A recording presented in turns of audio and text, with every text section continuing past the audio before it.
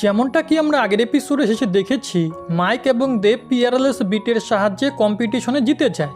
তার সাথে সাথে জ্যাক ওদেরকে বলেছিল যদি দেব এবং মাইক তার সাথে টিম বানাতে চায় তাহলে ওদেরকে 30 বছর বয়সের আগে 9 লেভেলে পৌঁছতে হবে, কারণ ওদের সবাইকে মিলে এক ডিজাস্টারের মোকাবিলা করতে হবে। এখন এটা শুনে ওরা দুজন এর জন্য মেনে যায়, যার পরে মাইকের মাদার তার বিয়ের জন্য একটা সেরিমনি অ্যারেঞ্জ করে।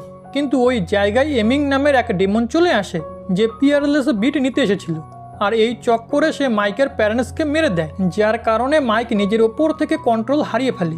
তো দেব মাইককে বাঁচানোর জন্য তাকে নিজের সিটিতে নিয়ে আসে, যেখানে সে মাইককে বোঝায় তারা এখন ডেমনের সাথে ফাইট করতে পারবে না। এই কারণে আমাদেরকে প্রথমে আরও পাওয়ারফুল হতে হবে। এরপরে মাইক এবং দেব আবারও থান্ডার সিটিতে যাওয়ার জন্য বেরিয়ে পড়ে, যেখানে যাওয়ার সময় তারা কাল্টিভেশনও করছিল। ওই সময় ওদের সামনে পিয়ারলেস বিট চলে আসে। এখন যখন ওরা ওই বিটকে দেখছিলই তখন ওরা একটা আলাদা জায়গায় টেলিপোর্ট হয়ে যায়, যেখানে চারিপাশে শুধু ফগ ছিল। কিন্তু ওই সময় ওরা সেই জায়গায় ব্লু ডোমেন এবং ভিজডম সিটির 2 এনসিস্টারের হোলোগ্রাম দেখতে পায়, যারা একে অপরের সাথে কথা বলছিল যে বুক অফ প্রফেসি এটা প্রেডিক্ট করেছে যে ফিউচারে ডেমনদের কারণে হিউম্যানদেরকে এক অনেক বড় ডিজাস্টারের মোকাবিলা করতে হবে, কিন্তু ওই সময় হিউম্যানরা অনেক বেশি উইক হয়ে পড়বে। এখন এটা জেনে ওই 2 এনসিস্টার হিউম্যান রেসকে জীবিত রাখার জন্য নিজেদেরকে স্যাক্রিফাইস করে সমস্ত টেকনিক মার্জ করে পিয়ারলেস বিটকে ক্রিয়েট করে, আর একটা ভবিষ্যৎবাণী করে ফিউচারে এই পিয়ারলেস বিট ভিজডম সিটি এবং ব্লু ডোমেনের 2জন পার্সনও পাবে, আর এই বিট কাল্টিভেশনে ওদেরকে সাহায্য করবে, কারণ পিয়ারলেস বিটের সাহায্যে ওরা একদিন কাল্টিভেশন করে 3 দিনের কাল্টিভেশনের লাভ নিতে পারবে, আর ওরা দুজনেই ভবিষ্যতে আসা ডিজাস্টারের হাত থেকে সবাইকে রক্ষা করবে। এরপরে দেব এবং মাইক আবারও নিজেদের বোর্ডে চলে আসে, যেখানে এসব কিছু দেখার পরে মাইক দেবকে বলে এর মানে আমরা এই পিয়ারলেস বিট এমনিতেই পাইনি, বরং এটা আমাদের ভাগ্যে লেখা ছিল, কারণ আমাদের ওপরে পুরো হিউম্যান রেসকে বাঁচানোর দায়িত্ব রয়েছে। দেন ওরা দুজন আবারও কাল্টিভেশন স্টার্ট করে, আর এভাবেই মাইক এবং দেব থান্ডার সিটির ওই স্টেডিয়ামে চলে আসে, যেখানে মাইকের ব্লাইন্ড ডেট সেরিমনি হচ্ছিল। এখন ওখানে আসার পরে মাইক ওই সমস্ত দৃশ্য দেখে যে কিভাবে তার প্যারেন্টস ডেমনদের সাথে ফাইট করে মারা গেছে, যার কারণে মাইকের খুবই রাগ হতে লাগে, কিন্তু সে এখনকার মতো কিচ্ছু করতে পারতো না। এরপরে মাইক গ্রেট এল্ডারের বাড়িতে চলে আসে, যেখানে গ্রেট এল্ডারকে জীবিত দেখে মাইক একটু রিল্যাক্স হয়। এখন মাইককে ওখানে দেখে গ্রেট এল্ডার তাকে বলে তুমি এখানে আবারও ফিরে কেন এসেছো? এটাতে মাইকে বলে আমার প্যারেন্টস এখন আর এই দুনিয়াতে বেঁচে নেই। এটা শুনে গ্রেট এল্ডার মাইককে বলে আমি এই বিষয়টা জানি, তাই আমি থান্ডার সিটির পাবলিককে শান্ত করার জন্য ওদেরকে এটা বলে দিয়েছি যে তোমার প্যারেন্টস ডেমনদের সাথে ফাইট করার পরে অনেকে বেশি উইক হয়ে পড়েছিল, এর জন্য ওরা নিজেদেরকে রিকভার করার জন্য একান্তে কাল্টিভেশন করছে। এরপরে গ্রেট এল্ডার মাইককে বলে সেই দিন শুধু একটাই ডেমন আসেনি, বরং আমার কাছেও কিমিং নামের এক ডেমন এসেছিল, যাকে আমি হারানোর অনেক চেষ্টা করেছিলাম, কিন্তু তার ওপরে আমার কোনো অ্যাটাকেরই প্রভাব পড়ছিল না, কারণ ও অনেকে বেশি পাওয়ারফুল ছিল, আর ও আমাকে অনেকে বেশি ইনজোর্ড করে দিয়েছিল। এরপরে ওর হাত থেকে আমি অনেক কষ্টে বেঁচে স্টেডিয়ামে পৌঁছাই, কিন্তু যতক্ষণে আমি ওই জায়গায় আসি ততক্ষণে তোমার প্যারেন্টস মারা গিয়েছিল, আর এখন তোমার কাছে শুধু 3 বছর সময় আছে, আর এই সময়ের মধ্যে তোমাকে থান্ডার সিটির কিং হওয়ার যোগ্য হতে হবে। যেটা শুনে মাইক উদাস হয়ে বলে এসব কিছু আমার কারণে হয়েছে, যদি আমার কাছে ওই পিয়ারলেস বিট না থাকতো তাহলে ওই ডেমনরা এখানে আসতো না, আর আমার প্যারেন্টসও আজকে জীবিত হতো। যেটাতে গ্রেট এল্ডার মাইককে চুপ করিয়ে বলে নিজেকে ব্লেম করার কোনো প্রয়োজন নেই, তোমার এমনটা করাতে কিছু বদলে যাবে না, তুমি এক রাজার ছেলে, এর জন্য তোমার এসব কিছু বাদ দিয়ে এটা ভাবা উচিত কিভাবে তুমি এই রাজ্যকে প্রোটেক্ট করবে। এটা শুনে মাইকের ওই ডেমনদের ওপরে খুব রাগ হতে লাগে। অন্যদিকে এল্ডার তাকে বলে তুমি কি জানো সেদিন ডেমনরা আমাদেরকে জীবিত কেন ছেড়ে দিয়েছিল? যদি ওরা চাইতো তাহলে আমাদেরকেও মেরে ফেলতে পারতো। আসলে ওরা আমাদেরকে নিজেদের অপোনেন্ট মনেই করে না, ওরা শুধু আমাদেরকে এক পিঁপড়ের সমান মনে করে। এটাতে দেব বলে যদি ওরা আমাদেরকে পিঁপড়েই মনে করে তাহলে পিয়ারলেস বিট কেন নিতে চায়? যেটা শুনে গ্রেট এল্ডার ওই জায়গাকে একটা ডোমেইনে বদলে দেয়, যার পরে সে ওদের দুজনকে বলে তোমরা পিয়ারলেস বিটের নতুন ওনার, এই কারণে তোমাদের হিউম্যানদের ফিউচার রিলেটেড কিছু সিক্রেট জানা উচিত। আসলে পাস্টে লিগাল ডোমেইনে রাখা এক বুক প্রেডিক্ট করেছিল ফিউচারে এই প্ল্যানেটে বসবাসকারী সমস্ত প্রজাতির ওপরে এক অনেক বড় বিপদ আসবে, কিন্তু ওই প্রেডিকশন হওয়ার সাথে সাথেই লিগাল ডোমেইনের গ্রেট মাস্টার আর বুক অফ ফ্রি হ্যাপিনেসের ওনার হঠাৎ করে গায়েব হয়ে যায়, কারণ ওরা ওই প্রেডিকশনে কিছু গন্ডগোল করে ফেলেছিল। এটা শুনে দেব গ্রেট এল্ডারকে বলে ওরা এমন কি করেছিল? যেটাতে গ্রেট এল্ডার বলে বুক অফ প্রফেসি ডিজাস্টারের প্রেডিকশনের সাথে সাথে ওই ডিজাস্টারের হাত থেকে বাঁচার পদ্ধতিও বলে দিয়েছিল, যেটা ছিল ডেমনদের হার্ট দিয়ে তৈরি 7 ডিভাইন বিট। কিন্তু ওই লিগাল ডোমেনের মাস্টার ওই ডেমনওয়ালা জায়গায় হিউম্যান লিখে দিয়েছিল, কারণ ও ডেমনদের সাথে হাত মিলিয়ে নিয়েছিল। কিন্তু এই বিষয়টা ওই সময়কার 7 গ্রেট হিউম্যান এনসিস্টাররা জানতো না। এর জন্য তারা 7 ডিভাইন বিট বানানোর পদ্ধতি জানার জন্য গবলিনদের কাছে যায়, কারণ ওরাই শুধু সেই পদ্ধতি জানতো। তো গবলিনরা ওদেরকে বলে 7 ডিভাইন বিট বানানোর জন্য ওদের নিজেদেরকে স্যাক্রিফাইস করতে হবে, আর ওদের হার্ট থেকেই ওই বিট তৈরি হবে। এটা জেনে ওই এনসিস্টাররা এমনটা করার জন্য মেনে যায় আর নিজেদেরকে স্যাক্রিফাইস করে ওই বিট তৈরি করে। কিন্তু যখন ওই ডিজাস্টার মানে ডেমনওয়ালা অ্যাস্ট্রয়েড এই প্ল্যানেটের দিকে আসছিল, তো ওই সব বিটরা ওই অ্যাস্ট্রয়েডকে আটকাতে সাকসেসফুল হয়নি, কারণ ওই বিটগুলো ডেমনদের হার্টে দিয়ে তৈরি হওয়ার কথা ছিল। এখন এসব কিছু শুনে মাইক এবং দেব অবাক হয়ে যায়। এরপরে গ্রেট এল্ডার ওদের দুজনকে বলে এখন ওর থেকেও বড় ডিজাস্টার আসতে চলেছে, আর এর জন্যই 7 ডিভাইন বিটের চর্চা চারিদিকে ছড়িয়ে পড়েছে। যার পরে গ্রেট এল্ডার ওই ডোমেনকে সেখান থেকে সরিয়ে নেয়, আর মাইক এবং দেবকে বলে তোমরা হয়তো এখন বুঝতে পেরে গেছো পিয়ারলেস বিট শুধু তোমাদেরকেই কেন চুজ করেছে। এটা শুনে দেব গ্রেট এল্ডারকে জিজ্ঞেস করে এখন আমাদের কি করা উচিত, যেটাতে গ্রেট এল্ডার ওদেরকে বলে আমি চাই তোমরা দুজন একটা জায়গায় যাও, এমন একটা জায়গায় যেখানে ডেমনরাও যেতে ভয় পায়। আগে ওরা দুজন টেলিপোর্ট হয়ে ভিজডম সিটিতে চলে আসে, যেখানে দেব মাইককে বলে আমি নিজের গড ফাদারের কাছে গিয়ে একটা বোর্ডের ব্যবস্থা করছি, যাতে আমরা দুজন দ্রুত গ্রেট এল্ডারের বলা জায়গায় যাওয়ার জন্য বেরোতে পারি। এখন দেবের ওখান থেকে যাওয়ার পরে মাইক কান্না করতে লাগে, কারণ তার নিজের মাদারের কথা মনে পড়ছিল।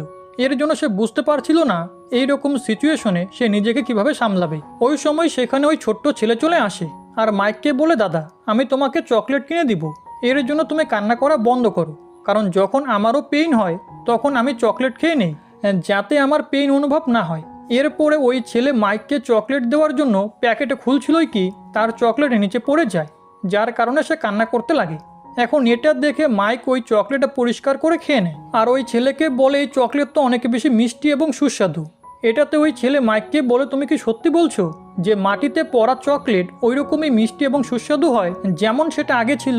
এখন এটা শুনে মাইক স্যাড হয়ে যায়, কারণ এই ছোট্ট ছেলেটি যে কথা বলেছে তার মানে অনেক বড়, আর সে এই চকলেটের কথাটা নিজের লাইফের সাথে রিলেট করতে পারছিল, যে তার লাইফ আগে যেমনটা ছিল এখনও কি সেটা আবারও আগের মতো হতে পারবে। কিন্তু মাইক নিজেকে সামলে ওই বাচ্চাকে চুপ করানোর জন্য তাকে বলে হ্যাঁ মাটিতে পড়া চকলেট অতটাই মিষ্টি হয় যতটা তা আগে ছিল। এটা শুনে ওই বাচ্চা কান্না করা বন্ধ করে দেয়, আর মাইকেরও চোখের জল মুছতে লাগে। এদিকে আমরা দেবকে দেখি যে নিজের গড ফাদারের কাছ থেকে ফিরে এসেছিল, আর সে দূরে দাঁড়িয়ে মাইক এবং ওই বাচ্চাকে দেখছিল, যেখানে মাইকের এরকম অবস্থা দেখে দেবেরও খুব খারাপ লাগে। আগে মাইক এবং দেব শিপে করে ওই জায়গায় যাওয়ার জন্য বেরিয়ে পড়ে, যেখানে যেতে যেতে পুরো 1 মাস কেটে যায়। আর এই সময় ওরা দুজন কাল্টিভেশনও করছিল, এবং এই 1 মাসের কাল্টিভেশনে ওদের 3 মাসের কাল্টিভেশনের সমান লাভ হয়, কারণ পিয়ারলেস বিটের ওয়ার্ল্ডে একদিন 3 দিনের সমান। এরপরে মাইক দেবকে বলে যদি আমরা এভাবে কাল্টিভেশন করতে থাকি তাহলে হতে পারে আমরা 30 বছর বয়সের আগেই 9 লেভেলে পৌঁছে যাব। এটাতে দেবও এগ্রি করে। তখনই মাইকে বলে মনে হচ্ছে আমরা আমাদের ডেস্টিনেশনে পৌঁছে গেছি। এটা শুনে দেব মাইককে বলে তুমি কি জানো গ্রেট এল্ডার আমাদেরকে গ্রিন সি অফ লাইফে গিয়ে স্টোন অফ লাইফ কেন নিয়ে আসতে বলেছে? কিন্তু মাইক এই বিষয়ে জানে না। তো দেব বলে আমি শুনেছি লাইফ অফ স্টোনকে হ্যাভেন স্টোনও বলা হয়। ওই সময় চারিপাশে অনেক বেশি ফগ ছড়িয়ে পড়ে। এখন এটা দেখে মাইক দেবকে বলে আমি হ্যাভেন স্টোনের বিষয়ে তো জানি না, কিন্তু আমাদের মনে হয় আমরা গ্রিন সি অফ লাইফ পর্যন্ত পৌঁছতেই পারবো না। এখন ওই ফগকে দেখে দেব মাইককে বলে এই ফগ গ্রিন সি অফ লাইফকে পুরো দুনিয়া থেকে আইসোলেটেড করে রাখে, কারণ ওই জায়গায় সি অফ ট্রিস নামের এক ধরনের প্রজাতি থাকে যারা এমনিতে তো শান্ত, কিন্তু যদি ওদের এলাকায় কেউ চলে আসে তাহলে সেটা ওদের একদমই ভালো লাগে না। এর জন্য আমাদেরকে সাবধানে থাকতে হবে। তখনই ওরা দুজন একটা আওয়াজ শুনতে পায়, যেখানে কেউ বলছিল তোমাদের এখানে আসা একদমই উচিত হয়নি, এর জন্য তোমরা এখন মরবে। ওই সময় ওদের দুজনের দিকে অনেকগুলো অ্যাটাক আসতে লাগে। তো মাইক এবং দেব একটা শিল্ড বানিয়ে ওইসব অ্যাটাকের হাত থেকে বেঁচে যায়। তখনই সেখানে একটা পার্সন চলে আসে যে ফ্লুট বাজাচ্ছিল। এরপরে ওই পার্সন কন্টিনিউ মাইক এবং দেবের উপরে অ্যাটাক করতে লাগে, আর ওদেরকে বলে গ্রিন সি অফ লাইফ বাইরের লোকেদেরকে এখানে আসতে দেয় না, তাহলে তোমরা এখানে কেন এসেছো? যেটাতে মাইক তাকে বলে মনে হচ্ছে তোমার কোনো ভুল ধারণা হয়েছে, আমাদের কাছে এখানে আসার টোকেন আছে। এটা শুনে ওই পার্সন মাইককে বলে আমাদের লোকেরা বাইরের কাউকে টোকেন দেয় না, তাহলে তোমার কাছে টোকেন থাকার তো কোনো প্রশ্নই আসে না। যার পরে ওই পার্সন আবারও মাইক এবং দেবের ওপরে অ্যাটাক করা শুরু করে দেয়, যার কারণে মাইক একটু রেগে যায় আর ওই পার্সনের উপরে ফায়ার বলের সাহায্যে হামলা করে তাকে পিছনে পাঠিয়ে দেয়। তখনই দেব ওই পার্সনকে বলে, আমরা এখানে তোমাদের কিংয়ের সাথে দেখা করতে এসেছি। তো ওই পার্সন দেবকে জিজ্ঞেস করে, তোমরা আসলে কে? যেটাতে দেব তাকে বলে, আমি ভিজডম সিটি এবং মাইক ব্লু ডোমেন থেকে বিলং করি। ওই সময় মাইক ওই পার্সনকে টোকেন দেখিয়ে বলে, দেখো আমাদের কাছে টোকেন রয়েছে আর এটা আমাদের গ্রেট এল্ডার আমাকে দিয়ে এখানে পাঠিয়েছে। এখন ওই টোকেন দেখে ওই পার্সন অবাক হয়ে যায় আর সেটারই সাহায্যে গ্রিন লাইফ অফ সিতে যাওয়ার পোর্টাল ওপেন করে। যার পরে সে ওদের দুজনকে বলে, এখন যেহেতু তোমাদের কাছে আমাদের ক্ল্যানের টোকেন রয়েছে তাহলে তোমরা আমাদের গেস্ট। যার পরে মাইক এবং দেব নিজের শিপ থেকে নেমে ওই পার্সনের বোর্ডে করে সামনে যেতে লাগে। কিছুক্ষণ সময় পরই ওরা গ্রিন সি অফ লাইফে পৌঁছে যায়, যেখানকার সুন্দরতা দেখে মাইক অনেক বেশি অবাক হয়ে যায়। যার পরে ওই পার্সন সেখানকার জল মাইক এবং দেবকে অফার করে ক্ষমা চায়, কারণ সে আগে ওদের দুজনের উপরে অ্যাটাক করেছিল।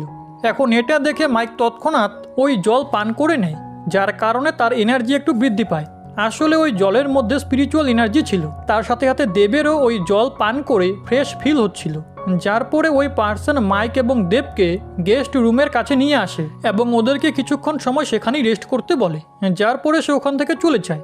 এখন এটা দেখে মাইক তাকে বলে, আরে বোকা, যাওয়ার আগে আমাদেরকে অন্তত এটাই বলে দিয়ে যেতে যে কোন ঘরটা গেস্ট রুম। এরপরে মাইক এবং দেব নিজে থেকে গেস্ট রুম খুঁজতে লাগে, যেখানে এমনটা করার সময় ওদের সামনে অনেকগুলো রাস্তা চলে আসে। যেটা দেখে মাইকে বলে, আমাদের প্রথম রাস্তা ধরে যাওয়া উচিত, কিন্তু দেব অন্য রাস্তার দিকে ইশারা করে। তো মাইককে না চেয়েও দেবের পিছু পিছু যেতে হয়। এদিকে আমরা ওই ক্ল্যানের ছোট ছোট বাচ্চাদেরকে দেখি যারা লুকিয়ে দেব এবং মাইককে দেখছিল, কারণ তারা আউটসাইড ওয়ার্ল্ডের আজ পর্যন্ত কাউকেই দেখেনি। ওই সময় মাইক এবং দেবের কাছ দিয়ে কিছু সুন্দর সুন্দর বাটারফ্লাই উঠতে লাগে, যেটা দেখে ওরা খুশি হয়ে যায়। এরপরে দেব তার পিছু করা বাচ্চাদের কাছে গেস্ট রুমে রাস্তা জিজ্ঞেস করে, কিন্তু ওই বাচ্চারা দেবকে দেখে ভয় পেয়ে লুকিয়ে পড়ে, যেটাতে ওরা দুজন আরও সামনের দিকে যেতে লাগে, যেখানে তারা নদীর অপর পাশে কিছু ঘর দেখতে পায়, যেটা দেখে ওরা বুঝতে পেরে যায় ওটাই গেস্ট রুম। এর জন্য ওরা দুজন সেই জায়গায় চলে আসে, যেখানে মাইক টেবিলের ওপরে থাকা ফ্রুট দেখে পাগলের মতো সেগুলো খেতে শুরু করে দেয়। তার সাথে সাথে সে দেবকেও একটা গ্রিন ম্যাঙ্গো দিয়ে দেয়, কিন্তু তখনই সেখানে একটি ছোট্ট বাচ্চা চলে আসে আর ওদেরকে খেতে দেখতে লাগে, যেটাতে মাইক তাকে জিজ্ঞেস করে, তুমিও কি এগুলো খাবে? এটা শুনে ওই বাচ্চা হ্যাঁ বলে। তো মাইক দেবের কাছ থেকে ওই গ্রিন ম্যাঙ্গো নিয়ে ওই বাচ্চাকে দিয়ে দেয়, যেটা নিয়ে ওই বাচ্চা অনেক বেশি খুশি হয়ে সেখান থেকে চলে যায়। এখন ওই বাচ্চার সেখান থেকে যাওয়ার পরে মাইক দেবকে বলে, এখানকার লোকেরা তো খুবই অদ্ভুত, কারণ ওরা আমাদের কাছে আসতেই চায় না।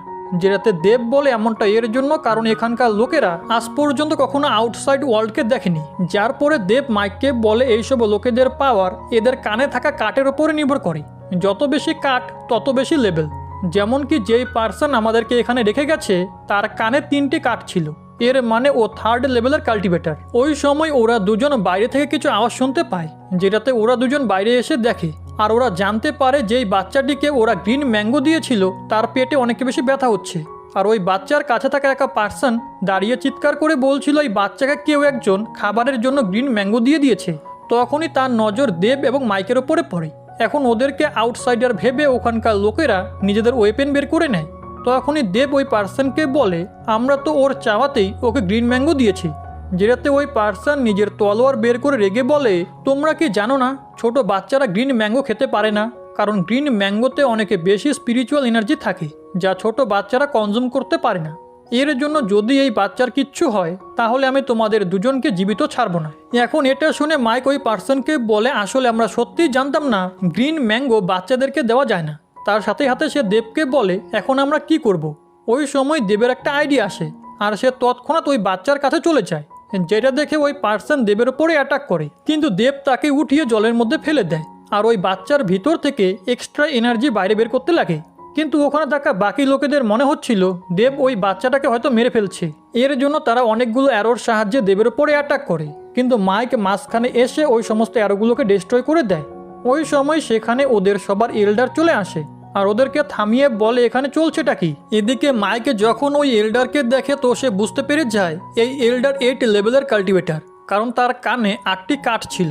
অন্যদিকে ওই পার্সন এল্ডারকে বলে, এরা দুজন আউটসাইডার আর এরা এই বাচ্চাটিকে খাওয়ার জন্য গ্রিন ম্যাঙ্গো দিয়েছে। অন্যদিকে দেব ওই বাচ্চাটিকে হিল করতে লাগে যাতে সে বাকি এনার্জিকে ভালো মতো কনজিউম করতে পারে। ওই সময় ওই বাচ্চা উঠে বসে পড়ে আর আশেপাশের এনার্জিকে ইউজ করে কাল্টিভেশন করতে লাগে, যার কারণে ও সেকেন্ড লেভেলে পৌঁছে যায়। আর তার কানেও 2 কাঠ চলে আসে। এখন এসবও দেখে এক পার্সন এল্ডারকে জিজ্ঞেস করে এটা কি করে পসিবল। তখনই এল্ডার ওই বাচ্চার কাছে এসে তাকে চেক করে আর দেবকে জিজ্ঞেস করে তুমি এখনই এটা কি করলে। যেটা শুনে দেব এবং মাইক প্রথমে সবার কাছে ক্ষমা চায়, যার পরে দেব ওই এল্ডারকে বলে ওই ম্যাঙ্গোর মধ্যে অনেক বেশি পরিমাণে এনার্জি ছিল, যার কারণে এই বাচ্চা ওটা অ্যাবজর্ব করতে পারছিল না। এর জন্য আমি বেশিরভাগ এনার্জি এর বডি থেকে বাইরে বের করে দিয়েছিলাম আর বাকি এনার্জি একে ভালো মতো কনজিউম করতে সাহায্য করেছি। এখন এসব কিছু শুনে ওই এল্ডার ইমপ্রেস হয়ে যায় আর দেবকে বলে তুমি তো কামাল করে দিয়েছো, এই কারণে আজ থেকে তোমরা আমাদের স্পেশাল গেস্ট। এখন এটা শুনে সবাই মাইক এবং দেবকে চিয়ার করতে লাগে। ওই সময় মাইক এল্ডারকে জিজ্ঞেস করে এই বাচ্চা সেকেন্ড লেভেলে পৌঁছে গেছে, তো আপনি এই ব্যাপারে এত খুশি কেন হচ্ছেন। এটাতে ওই এল্ডার বলে গ্রিন সি অফ লাইফ 2 পার্টে বিভক্ত, ইনার সি এবং আউটার সি। যেখানে ইনার সিতে খুবই পিওর এনার্জি রয়েছে, কিন্তু ওই জায়গাতে শুধু কিছু লোকেদেরই যাওয়া অ্যালাউ। আর তোমরা এই বাচ্চাকে 10 বছর বয়সের আগেই সেকেন্ড লেভেলে পৌঁছে দিয়ে একে ওই স্পেশাল লোকেদের মধ্যে এক করে দিয়েছো, কারণ এই জায়গায় অনেক লোকেরা থাকে কিন্তু শুধু কিছু লোকেই ইনার সিতে গিয়ে কাল্টিভেশন করার সুযোগ পায়। এরপরে দেব ওই এল্ডারকে বলে আসলে আমরা এখানে গ্রিন স্টোন অফ লাইফ নিতে এসেছি। তখনই মাইকো টোকেন দেখিয়ে এল্ডারকে বলে আমার গ্রেট এল্ডার আমাদেরকে এখানে গ্রিন স্টোন অফ লাইফ নিতে পাঠিয়েছে। এটা শুনে ওই এল্ডার বলে স্টোন অফ লাইফ অনেক বেশি মূল্যবান, এর জন্য সেটা দেওয়া বা না দেওয়ার কাজ শুধু ইনার সি এর লোকেরাই করতে পারে। আর এখন যেহেতু তোমরা এই বাচ্চাকে বাঁচিয়েছো, এর জন্য আমি তোমাদেরকে ইনার সিতে নিয়ে যাচ্ছি। যার পরে ওই এল্ডার বোর্ডে করে ওদের দুজনকে ইনার সিতে নিয়ে যেতে লাগে। যেখানে যাওয়ার সময় মাইক ওই এল্ডারকে বলে আপনিও তো এক এল্ডার, তাহলে আপনি ওই স্টোন দেওয়া বা না দেওয়ার ডিসিশন নিতে পারেন না। এটাতে ওই এল্ডার হেসে বলে আমি ইনার সি এর এল্ডারদের থেকে অনেক বেশি দুর্বল, এর জন্য আমি ওই ডিসিশন নিতে পারি না। ওই সময় ওদের সবার সামনে এক অনেক বড় গেট চলে আসে, যার পরে ওই এল্ডার সেখানে একটা পোর্টাল ওপেন করে আর ওই পোর্টালের থ্রু মাইক এবং দেবকে ইনার সি অফ লাইফে নিয়ে আসে, যেখানকার জল একদম পরিষ্কার ছিল আর ওখানে থাকা আইল্যান্ডকে এক অনেক বড় গাছ ঢেকে রেখেছিল। যার পরে ওই এল্ডার মাইক এবং দেবকে ওই জায়গায় নামিয়ে বলে তোমরা দুজন এখানেই থাকো, কিছুক্ষণ সময় পরে তোমাদেরকে এখান থেকে কেউ নেওয়ার জন্য আসবে। একটু সময় পরে সেখানে একটা পার্সন আসে, তো মাইক এবং দেব ওর সাথে সামনে যেতে লাগে। যেখানে মাইকে যখন ওই পার্সনকে সিনিয়র বলে ডাকে, তো ওই পার্সনে বলে তুমি আমাকে সিনিয়র বলে ডেকো না, আমার বয়স তোমারই সমান, তার উপরে আমিও এক হিউম্যান। এরপরে ওই পার্সন মাইক এবং দেবকে বলতে লাগে আমি কোনো প্রয়োজনে এখানে এসেছিলাম, কিন্তু আমাকে এখানকার এল্ডাররা আপন করে নেয় আর তারপরে আমিও এই ক্ল্যানের একটা মেম্বার হয়ে যাই, কিন্তু আমার মধ্যে এখনও হিউম্যান ব্লাড রয়েছে। এটা শুনে দেব তাকে জিজ্ঞেস করে তুমি এখানে কত সময় ধরে রয়েছো, কিন্তু ওই পার্সন কিচ্ছু না বলে এক ডাল থেকে অপর ডালে যেতে লাগে। এখন এটা দেখে মাইক এবং দেবও তার পিছু করে আর পিছু করতে করতে তারা ওই বড় গাছটির সামনে চলে আসে, যেটাকে দেখে মাইকে বলে দূর থেকে তো একে এতটা বড় বলে মনে হচ্ছিল না, কিন্তু এটা তো সত্যিই অনেক বড়। তখনই ওই পার্সন ওই গাছের সামনে নীল ডাউন করে, তো মাইক তাকে জিজ্ঞেস করে তুমি এটা কি করছো। ওই সময় ওই পার্সন মাইক এবং দেবের উপরে অ্যাটাক করে দেয়, কিন্তু মাইক এবং দেব একটা শিল্ড বানিয়ে ওটা থেকে বেঁচে যায়। কিন্তু মাইক বুঝতে পারছিল না এই পার্সন হঠাৎ করে তাদের উপরে অ্যাটাক কেন করছে। ওই সময় ওদের চারিপাশে কিছু পোর্টাল ক্রিয়েট হয়, যেগুলোর ইউজ করে ওই পার্সন ওদের ওপরে আবারও হামলা করে, কিন্তু দেব নিজের এবং মাইকের চারিপাশে একটা শিল্ড বানিয়ে দেয়, যার কারণে ওদের কিচ্ছু হয় না। যার পরে ওরা দুজন ফাইট করার সিদ্ধান্ত নেয় আর দেব নিজের কিছু ক্লোন বানিয়ে ওই পার্সনের দিকে পাঠায়, যেটা দেখে ওই পার্সন দেবের ক্লোনগুলোকে নিজের অ্যারোর সাহায্যে ডিস্ট্রয় করার চেষ্টা করে, কিন্তু মাইক নিজের থান্ডার পাওয়ারের সাহায্যে ওই সমস্ত অ্যারোগুলোকে ডিস্ট্রয় করে দেয়। ওই সময় দেবের ক্লোনগুলো ওই পার্সনের উপরে হামলা করে, কিন্তু ওই পার্সন সমস্ত ক্লোনের অ্যাটাক থেকে বেঁচে মাইকের দিকে একটা অ্যারো থ্রো করে, যেটা খুবই খতরনাক ছিল। এর জন্য দেব নিজের ক্লোনকে শিল্ডের সাথে মাইকের সামনে দাঁড় করিয়ে দেয়, কিন্তু ওই অ্যারো দেবের 3 ক্লোনের আরপার হয়ে যায়। এটা দেখে দেব ওই অ্যারোকে নিজের স্পিরিচুয়াল এনার্জির সাহায্যে থামিয়ে ডিস্ট্রয় করে দেয় আর মাইককে বলে চলো নিজেদের 7 লেভেলের পাওয়ারকে ইউজ করে দেখা যাক। এটা শুনে মাইক নিজেকে থান্ডারের সাহায্যে চার্জ করে ওই পার্সনের কাছে গিয়ে ওকে আলাদা আলাদা ডিরেকশন থেকে কিক আর পাঞ্চ মারতে লাগে, কিন্তু ওই পার্সন মাইকের ফাইটিং প্যাটার্নকে বুঝে তার থেকে দূরে সরে যায় এবং নিজের একটা স্পেশাল অ্যাটাক ফিনিক্স স্পিরিটকে রেডি করতে লাগে, যেটা অনেক বেশি পাওয়ারফুল ছিল। ওই সময় দেব মাইককে বলে আমরা একে এই অ্যাটাক পুরো করতে দিতে পারবো না, না হলে এটা আমাদের জন্য প্রবলেম হতে পারে। যেটা শুনে মাইকে নিজের স্পিরিট ড্রাগনকে বাইরে বের করে নেয় আর ওই পার্সনের দিকে এগোতে লাগে, কিন্তু ওই পার্সন নিজের অ্যাটাককে রেডি করে ফেলেছিল। এর জন্য সে তার ফিনিক্স স্পিরিটকে মাইকের দিকে রিলিজ করে দেয়, যেটা মাইকের ড্রাগনকে ডিস্ট্রয় করে মাইককে নিচে ফেলে দেয়। যার পরে ওই পার্সন নিজের ফিনিক্স স্পিরিটকে আবারও মাইকের দিকে পাঠায়, কিন্তু মাইকের কাছে এখন ওই অ্যাটাকের হাত থেকে বাঁচার কোনো রাস্তা ছিল না। এখন এটা দেখে দেব নিজের স্পিরিচুয়াল পাওয়ারের সাহায্যে ওই ফিনিক্সকে এক জায়গায় আটক করে ফেলে। ওই সময় মাইক ওই ফিনিক্সের ওপরে অনেকগুলো ফায়ার বলের সাহায্যে হামলা করে, কিন্তু ওই পার্সন ওই সমস্ত ফায়ার বলকে অ্যাবজর্ব করে নিজের ফিনিক্সের পাওয়ার আরও বেশি বাড়িয়ে দেয়, যার কারণে ওই ফিনিক্স দেবের হাত থেকে মুক্ত হয়ে যায় আর আবারও ওদের ওপরে অ্যাটাক করার জন্য সামনে এগোতে লাগে। এখন এটা দেখে মাইক এদিক ওদিকে পালাতে শুরু করে, কিন্তু সে বুঝতে পেরে যায় এর কোনো লাভ নেই। এর জন্য সে পিয়ারলেস বিটের টেলিপোর্টেশন পাওয়ারের সাহায্যে দেবের কাছে চলে আসে। এটা দেখে ওই পার্সন বুঝতে পারে না মাইক এমনটা কিভাবে করলো, কিন্তু সেটাতে তেমন একটা বেশি ধ্যান দেয় না, বরং ওই ফিনিক্সকে আবারও মাইক এবং দেবের দিকে পাঠায়, যার কারণে ওখানে অনেক বড় ব্লাস্ট হয়। আর ওই পার্সনের মনে হয় ওরা দুজন হয়তো মারা গেছে, কিন্তু ধোঁয়া সরার পরে সে দেখে সামনে তো কেউই নেই, বরং সেই একটা ট্র্যাপের মধ্যে ফেসে গিয়েছে। ওই সময় সে মাইক এবং দেবকে নিজের ওপরে দেখতে পায়, যারা দ্রুত তার ওপরে অ্যাটাক করতে আসছিল। এখন এটা দেখে ওই পার্সন নিজের হেড সিম্বলের সাহায্যে একটা তলোয়ার ক্রিয়েট করে আর ওদের দিকে পাঠায়, যার কারণে আবারও একটা ব্লাস্ট হয়, কিন্তু এই ব্লাস্টের কারণে এবার ওই পার্সনই ইনজোর্ড হয়ে যায়। ওই সময় সেখানে আগের ওই এল্ডার চলে আসে, কিন্তু এবার তার গেট আপটা পুরো আলাদা ছিল। এরপরে ওই এল্ডার মাইক এবং দেবকে বলে, আমার মনে হয়নি তোমরা দুজনে মিলে একে হারাতেও পারবে। এখন মাইক এবং দেব ওই এল্ডারকে দেখে ডিফেন্স পজিশনে চলে আসে, কারণ তাদের মনে হচ্ছিল ওই এল্ডার হয়তো তাদের উপরে অ্যাটাক করবে। কিন্তু ওই এল্ডার মাইক এবং দেবকে বলে, তোমরা যেরকমটা ভাবছো আমরা তেমন নই, এই পার্সনের তোমাদের উপরে অ্যাটাক করা একটা টেস্ট ছিল। এটা শুনে মাইক ওই এল্ডারকে জিজ্ঞেস করে কী ধরনের টেস্ট, যেটাতে ওই এল্ডার বলে যে স্টোন অফ লাইফ তোমরা এখানে নিতে এসেছো সেটা আমাদের ক্ল্যানের এক অনেক মূল্যবান ট্রেজার, এই কারণে আমরা সেটা এভাবেই কাউকে দিতে পারি না।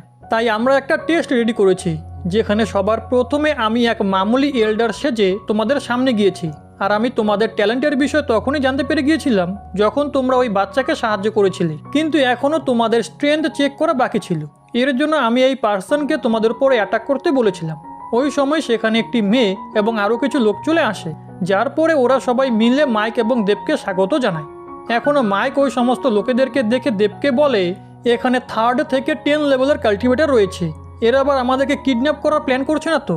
কিন্তু দেব তাকে শান্ত করিয়ে এক এক করে নিজেদের ইন্ট্রোডাকশন দেয়, যার পরে মাইক ওই এল্ডারকে জিজ্ঞেস করে, আমরা কি আপনার টেস্টে পাস করেছি?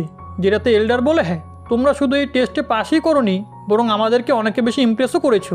এটা শুনে মাইক ওই এল্ডারকে বলে, তাহলে আমাদেরকে স্টোন অফ লাইফ দিয়ে দিন। যেটাতে ওই এল্ডার বলে, ওটা আমরা এখনই তোমাদেরকে দিতে পারবো না, কারণ লাইফ অফ স্টোন দেওয়া শুধু আমাদের ক্ল্যানের হাতে নেই, এর জন্য তোমাদেরকে আরও একটি টাস্ক পুরো করতে হবে, যার পরেই আমরা ডিসাইডে করব ওই স্টোন তোমাদেরকে দিব কি দিব না। এটা শুনে দেব ওই এল্ডারকে বলে, আমরা ওই টাস্ক পুরো করার জন্য রেডি। ওই সময় সেখানে ভূমিকম্প আসতে লাগে আর মাটির ভিতর থেকে কিছু গ্যাস বেরিয়ে মাইক এবং দেবকে হাওয়ায় উড়িয়ে দেয়, যার পরে ওখানে দাঁড়িয়ে থাকা মেয়ে মাইককে ধরে কোথাও একটা নিয়ে যেতে লাগে। এখন এটা দেখে মাইক অনেক বেশি খুশি হয়ে যায়। অন্যদিকে দেবকেও একা পার্সন ধরে কোথাও একটা নিয়ে যায়। আগে ওই মেয়ে মাইককে সমুদ্রের ধারে নিয়ে আসে, যেখানে মাইক ওই মেয়েকে জিজ্ঞেস করে এখনই এটা কি হয়েছিল, যেটাতে ওই মেয়ে মাইককে বলে, আমাদের এখানকার মাটিতে কিছু প্রবলেম রয়েছে, যার কারণে প্রায়শই মাটির ভিতর থেকে গ্যাস বেরিয়ে আসে, আর যেই টাস্ক এল্ডার তোমাদেরকে দিতে চলেছে সেটাও এটার সাথেই রিলেটেড। ওই সময় ওই মেয়ে একটু লজ্জা পেয়ে মাইককে বলে, তুমি কি আমার একটা রিকোয়েস্ট পুরো করবে? এদিকে ওই পার্সন দেবকে একটা গাছের ওপরে নিয়ে আসে, যেখানে ওই পার্সন দেবকে নিজের ইন্ট্রোডাকশন দিয়ে বলে, আমি এখানকার 16 এল্ডার। তার সাথে সাথে ওই পার্সন দেবকেও মাটির গ্যাসের বিষয় বলে। এরপরে সে নিজের এবং দেবের চারিপাশে একটা সাউন্ড ব্যারিয়ার বানিয়ে দেয়। এটা দেখে দেব তাকে জিজ্ঞেস করে, তুমি এটা কি করছো? এটাতে ওই পার্সনে বলে, আমার নাম হলো সুফ্যাং, আমার তোমার সাথে কিছু সিক্রেট কথা আছে, এর জন্যই আমি এই ব্যারিয়ার বানিয়েছি। এরপরে সুফ্যাং দেবকে বলে, আমি জানি তুমি এখানে স্টোন অফ লাইফ নিতে এসেছো, কিন্তু সেটা পাওয়া এতটাও সহজ নয়, কারণ ওটা আমাদের ক্ল্যানের এক মূল্যবান ট্রেজার। অন্যদিকে ওই মেয়েও মাইককে বলে, আসলে লাইফ অফ স্টোন ওই পার্সনের চাই যার সাথে তুমি একটু আগে ফাইট করছিলে। এদিকে সুফ্যাং দেবকে বলে, আমারও লাইফ অফ স্টোন চাই। এটা শুনে দেব তাকে বলে, তোমার কথার মানে কি? যেটাতে সুফ্যাং বলে, যদি আমি তোমাকে লাইফ অফ স্টোন পেতে সাহায্য করি তাহলে কি তুমি ওটা আমাকে দিতে পারবে? তার সাথে সাথে অপর দিকে ওই মেয়েও মাইককে এটাই বলে। কিন্তু ওই মেয়ের লাইফ অফ স্টোন ওই আগের পার্সনের জন্য চাই। এখন এটা শুনে মাইক এবং দেব বলে, তোমরা দুজন নিজে থেকেই ওই স্টোন অফ লাইফকে কেন হাসিল করে নিচ্ছ না? যেটাতে ওরা দুজন মাইক এবং দেবকে বলে লাইফ অফ স্টোনের উপরে একটা সিল লাগানো থাকে, যেটা ক্ল্যানের লোকেরা সরাতে পারে না, শুধু হিউম্যানরাই এমনটা করতে পারে। এর জন্য ওরা দুজন মাইক এবং দেবকে বলে, তোমরা আমাদের সাহায্যে অনেকগুলো লাইফ স্টোন চুরি করে নিও, আর সেগুলোর মধ্য থেকে একটা আমাদেরকে দিয়ে বাকিগুলো নিয়ে এখান থেকে চলে যেও। এটা শুনে মাইক খুশি হয়ে ওই মেয়েকে জিজ্ঞেস করে, তুমি কি আবার ওই আগের পার্সনকে ভালোবাসো নাকি, যার জন্য তুমি ওকে লাইফ অফ স্টোন দিতে চাও? এটা শুনে ওই মেয়ে লজ্জা পেয়ে মাইককে একটা থাপ্পড় মারে। এরপরে মাইক টেলিপ্যাথির থ্রু দেবকে সমস্ত কথা বলে দেয়। তো দেব মাইককে বলে, এটাও নিশ্চয়ই কোনো একটা টেস্ট, এর জন্য আমি তোমাকে যা যা বলছি তুমি গিয়ে ওই মেয়েকে সেগুলোই বলো। যার পরে মাইক ওই মেয়েটির কাছে এসে তাকে ইমোশনাল হয়ে বলে, আমি তোমার ফিলিংসকে বুঝি যে তুমি ওই ছেলেকে ভালোবাসো, কিন্তু আমাকে ক্ষমা করে দিও, কারণ আমি তোমাদের ক্ল্যানকে ধোঁকা দিয়ে তোমাকে সাহায্য করতে পারবো না। এটাতে ওই মেয়ে মাইককে বলে, এমনটা করলে তো তোমারও লাভ হবে। যেটা শুনে মাইক এক অনেস্ট পার্সনের অ্যাক্টিং করে বলে, আমার জন্য লাইফ অফ স্টোনের থেকে বেশি প্রয়োজনীয় তোমার ক্ল্যানের সাথে ভালো রিলেশন, এর জন্য আমাকে ক্ষমা করে দিও, আমি এমনটা করতে পারবো না। এখন এসব কিছু শুনে ওই মেয়ে ইমপ্রেস হয়ে যায়। তার সাথে সাথে দেবও এসব কিছুই সুফ্যাংকে বলে। যার পরে মাইক এবং দেব নিজেদের জায়গা থেকে বেরিয়ে একে অপরের সাথে সাক্ষাৎ করে, যেখানে ওরা হাসছিল, কারণ ওরা জানতো এখন কি হতে চলেছে। ওই সময় সেখানে ওই এল্ডার এবং বাকি লোকেরা চলে আসে, এবং ওই এল্ডার মাইক এবং দেবকে বলে, তোমরা আরও একটি টেস্ট ক্লিয়ার করে ফেলেছো, কারণ যারা তোমাদের সাথে ছিল তারা আমাদের ক্ল্যানের 16 এবং 18 এল্ডার, আর ওরা তোমাদের ক্যারেক্টারের টেস্ট নিচ্ছিল, যেটাতে তোমরা পাস হয়ে গেছো। এটা শুনে মাইক খুশি হয়ে যায়। এরপরে দেব ওই এল্ডারকে জিজ্ঞেস করে, এখন কি আপনি আমাদেরকে ওই টাস্কের বিষয়ে বলতে পারেন? এটা শুনে ওই এল্ডার ওদের দুজনকে কোথাও একটা নিয়ে যেতে লাগে, যেখানে পৌঁছে সে একটা পোর্টালের সাহায্যে মাইক এবং দেবকে নিয়ে একটা জায়গায় চলে আসে, যেইখানে এক অনেক বড় গর্ত ছিল।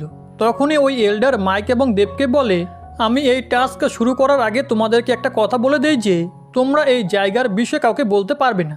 যেটা শুনে ওরা দুজন এর জন্য মেনে যায়।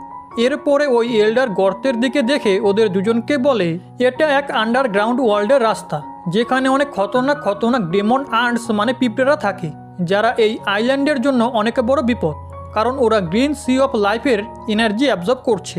এর জন্য আমরা ওদের সাথে হাজারো বছর ধরে ফাইট করছি, কিন্তু আমরা এর কোনো সলিউশন খুঁজে বের করতে পারিনি। যেটাতে দেব বলে, আপনার ক্ল্যান তো অনেক বেশি পাওয়ারফুল, তাহলে আপনারা এই প্রবলেম নিজেরাই কেন সলভ করে নিচ্ছেন না?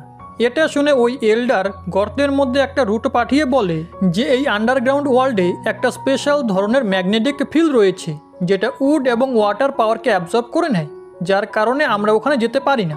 তখনই ওই রুট পুড়ে যায়।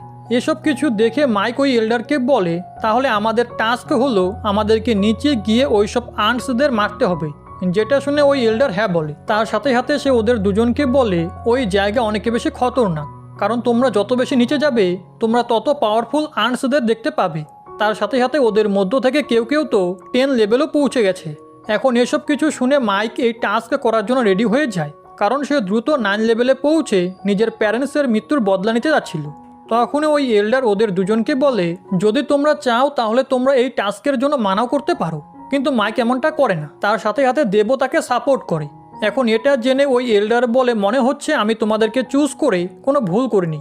যার পরে ওই এল্ডার মাইক এবং দেবকে একটা স্টোরেজ রিং দিয়ে বলে, এটার ভিতরে কিছু স্পেশাল ফ্রুট রয়েছে যেগুলো তোমাদের পাওয়ার রিকভার করতে সাহায্য করবে। তার সাথে সাথে এখানে লাইফ অফ স্টোনের রিলেটেড একটা পেপারও রয়েছে। এর জন্য আমি আশা করব তোমরা দুজন গুড নিউজই নিয়ে আসবে।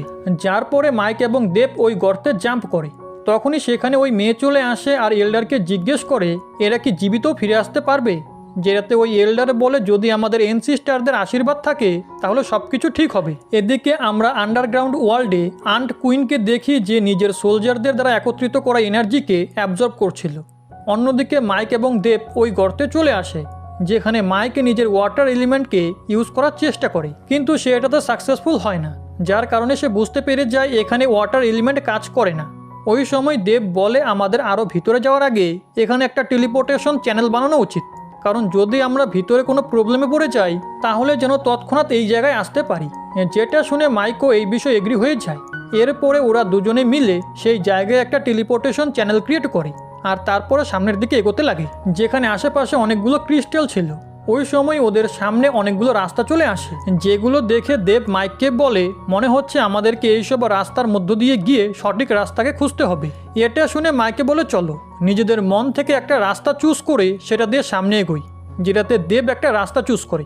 কিন্তু মাইকের সেটা পছন্দ হয়নি আর সে অপর দিকে ইশারা করতে লাগে। কিন্তু দেব মাইকের কোনো কথা না শুনে নিজের ডিসিশন করা রাস্তাতেই সামনের দিকে যেতে লাগে, যার কারণে মাইককেও তার পিছনে পিছনে যেতে হয়। আর এর সাথে আজকের এই এপিসোড এখানেই শেষ হয়ে যায়।